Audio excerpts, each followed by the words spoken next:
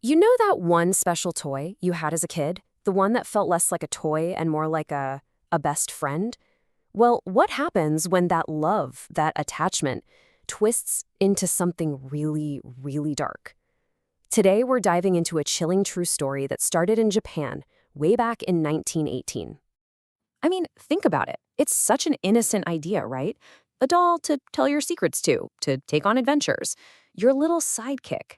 It's meant to be a comforting thing. Yeah, about that. The story of the Okiku doll takes that simple, comforting idea and turns it into an absolute nightmare. This isn't just a spooky story about a toy. This is about a bond that refused to be broken, even by death itself. Okay, so let's set the scene. It's 1918, and we meet a 17-year-old named Ikichi Suzuki. His little sister, Kikuko, is about to turn 4, and he is determined to get her the most perfect gift imaginable. Now, the Suzuki family didn't have a lot of money. They were struggling, and all little Kikuko wanted for her birthday was a new doll, which they just couldn't afford. But Eikichi was a great big brother. He spent an entire month taking on odd jobs, scraping together every yen he could, all just to see his sister smile. So he's out searching the market, and then in a shop window, he sees it, a traditional Japanese doll in a red kimono. It had this neat, neck-length black hair, but the thing that really caught his eye was its face. The stories say it had these deep, knowing eyes and a strangely peaceful expression. Aikichi just knew. That was the one. And Kikuko? Oh, she was overjoyed. She named her doll Okiku. And from that day on, the two were absolutely inseparable. She'd bathe her, comb her hair, sleep with her every night. You know, it was that perfect, heartwarming picture of a little girl and her favorite toy. But this is where the story takes a dark turn. That beautiful, happy chapter of their lives, it was about to end. Just 1 year later, the family's entire world was shattered. Little Kikuko got sick with a severe case of malaria. And as she got worse, she held onto Okiku for comfort. She passed away with that doll clutched tight in her arms. So this beloved toy was now this heartbreaking reminder of the daughter they'd lost. Now, traditionally, a person's most precious belongings would be cremated with them. But for some reason, the family wasn't able to get permission to do that with the doll. So instead, they made a small shrine in their home for Kikuko, and they put Okiku on the shelf to remember her by. They had no idea they had just invited a living nightmare into their house. So how did it all start? Well, it was subtle at first. Just sounds. Unsettling little noises that would break the heavy silence of their grieving home. Ikichi was the first to hear it. Late at night, he'd hear what sounded just like his little sister. Soft whispers, faint giggles coming from another room. He'd go to check, and of course, no one was there. But then, his parents started hearing it too. Okay, but you can explain away sounds, right? Grief, tricks of the mind. But this next part, this is when their fear turned into pure dread.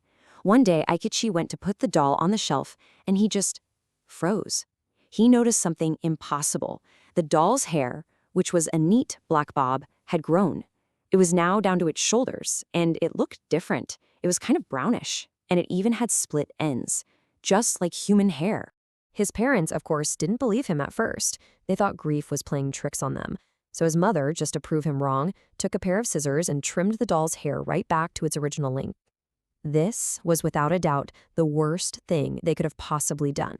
It's like they provoked whatever was inside that doll. And that was it. The gloves were off. There were no more subtle whispers in the night. The family was now trapped in a full-blown living nightmare, attacked constantly by the doll they once loved. The activity just exploded. The mother started having these awful nightmares of Kiku crying, furious that they'd cut her doll's hair. Then she'd wake up screaming and find the Okiku doll sitting on her chest.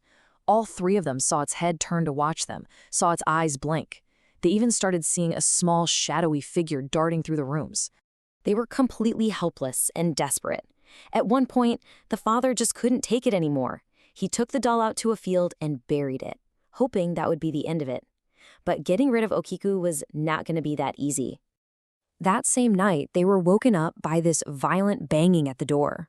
When the father finally opened it, the Okiku doll was just standing there. He was frozen in terror as he watched its hair start to grow, like impossibly fast, twisting like snakes, coiling around his neck and strangling him. It was only when Aikichi screamed his sister's name that the doll went limp and let go. They tried everything. They brought in priests, monks, spiritualists, you name it. But nothing worked. In fact, anytime they tried to remove the doll or cleanse the house, the activity would just get worse.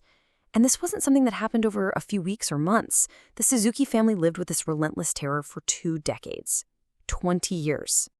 So after 20 long, agonizing years, the family decided they had to leave their home. They just couldn't do it anymore. But they knew they had to find some place, some person who would agree to take the doll off their hands for good. In 1938, they took the doll to the monks at the Monenji temple. They told them the entire horrifying story from beginning to end. And, incredibly, the monks agreed to take it. The curse had finally left the Suzuki family, but it had not left the doll. And to this day, the Okiku doll is still at that temple. And here's the crazy part. They say its hair continues to grow. The monks have to trim it every so often. You can actually visit and see the doll, but taking pictures is absolutely forbidden. And the warning goes that if you stare at it for too long, you'll be cursed with terrible nightmares. For almost 100 years, the story has been the same: the haunted doll whose hair never stops growing. But apparently the story isn't over. In just the last few years, the people who watch over Okiku have noticed a chilling new development. The doll's mouth, which was always firmly shut, has started to slowly open, and people who have seen it up close swear that inside that opening, they can see small, human-like teeth starting to grow. Which leaves us with one absolutely terrifying question. Is the Okiku doll possessed by the sad, restless spirit of a little girl who just can't let go of her favorite toy? Or was the spirit of Kikuko just a convenient mask for something much older and much, much more evil that was hiding inside the doll all along?